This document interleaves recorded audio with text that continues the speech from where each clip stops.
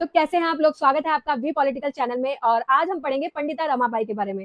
अगर आपको इसका फुल वीडियो देखना है तो मेरे YouTube channel V political by Vandana पर आपको इसका फुल वीडियो मिल जाएगा। मैं आपको शॉर्ट्स में थोड़ा फटाफट बता देती हूँ कि पंडिता रमाबाई के बारे में।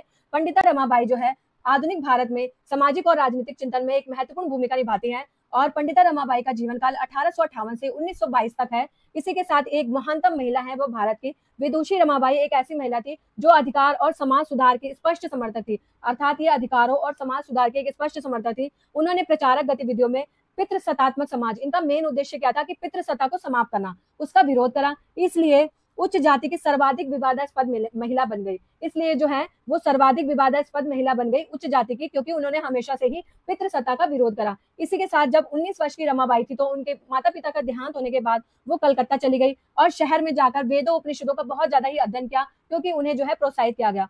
जबकि महिलाओं को उस टाइम ऐसा करना वर्जित था, मतलब शिक्षा ग्रहण का अधिकार नहीं था। इसी के साथ पंडिता रमाबाई को विदुषी और विद्या की देवी की उपाधि भी मिली। पंडिता रमाबाई ने जो है शीघ्र ही पूरे बंगाल की यात्रा करी और समाज सुधार कार्यक्रम आरंभ कर दिया। इसी के साथ रमाबाई द्वारा धर्मशास्त्रों के अध्ययन ने, जो धर्मशास्त्र का उन्होंने अध्ययन करा, उसमें जो अपमान हो रहा था महिलाओं का, जो तिरस्कार हो रहा था, उसको भी परिचित कराया, जिससे सभी जाति की महिलाएं और निम्न जाति के पुरुषों के साथ होता था, मतलब महिलाएं और निम्न जाति के पुरुषों को समान ही माना जाता था, जो इनके साथ ग्रंथों के आधार पर भेदभाव होता था।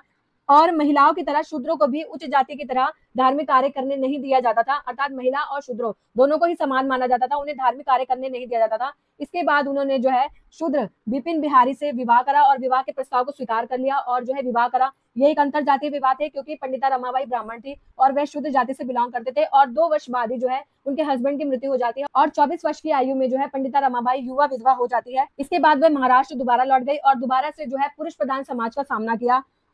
और 1882 में पूना में उन्होंने आर्य समाज महिला की स्थापना करी। उन्होंने असहाय और जो अशिक्षित महिलाएं थी उनके लिए जो है परामर्श देने के लिए मराठी में स्त्री धर्म नीति का भी प्रकाशन करा। उच्च जाति की जो महिला विधवा थी उनके लिए जो है गृह स्थापित करा महिलाओं के लिए, परंतु इनके बाद भी उन्हें बहुत ज्यादा ही महिलाओं से समर्थन नहीं मिला, जिसके कारण उन्होंने बाद में ईसाई धर्म को अपना लिया। और ईसाई धर्म में भी उन्हें दोबारा से ही वही सामना करना पड़ा, पितृसत्तात्मक और पुरुष प्रधान समाज का, जिसके कारण जो है पंडिता रमाबाई शैक्षिक और मिशनरी गतिविधियों में मुख्य संघर्ष उनका क्या रहा? पितृसत्तात्मक पुरुष प्रधान समाज के खिलाफ ही रहा।